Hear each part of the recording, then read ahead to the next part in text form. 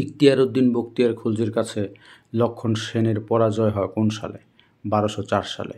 এটাই সেন বংশের পরাজয় এবং মুসলমানদের বাংলা বিজয়। মাগনা কার্টা চুক্তি হয় কোন সালে? 1215 সালে। এটাই ইংল্যান্ডের প্রথম শাসনতন্ত্র। রবীন্দ্রনাথ ঠাকুরের জন্ম 1268 সালের 25শে বৈশাখ, 1861 সালের 7ই মে। রবীন্দ্রনাথ ঠাকুরের মৃত্যু 1348 সালের 22শে শ্রাবণ, 1941 সালের 7ই আগস্ট।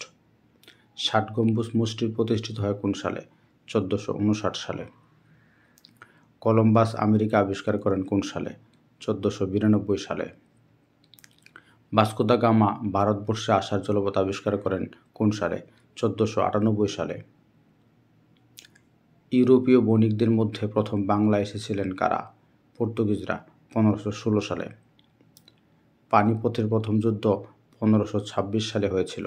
লোদি রাজবংশের ইব্রাহিম লোদি ও মুঘল সাম্রাজ্যের প্রতিষ্ঠাতা বাবরের মধ্যে সংঘটিত হয়েছিল এই যুদ্ধটি।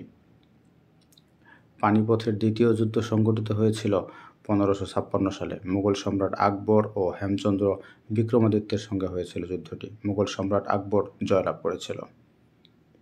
পানিপথের তৃতীয় যুদ্ধ হয়েছিল 1761 সালে। দুররানি ও মারাঠা সাম্রাজ্যের মাঝে। জয় হয়েছিল দুররানিরা। পানিপথের যুদ্ধ কি? ভারতের হরিয়ানা প্রদেশের পানিপথ নামক স্থানে 3টি বিখ্যাত যুদ্ধ হয়। এগুলোই ইতিহাসে পানিপথের যুদ্ধ নামে পরিচিত। সম্রাট আকবরের বাংলা বিজয় 1576 সালে।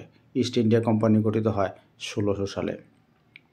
ইংরেজরা প্রথম উপমহাদেশে বাণিজ্য ঘাঁটি স্থাপন করে সুরাটে 1612 সালে।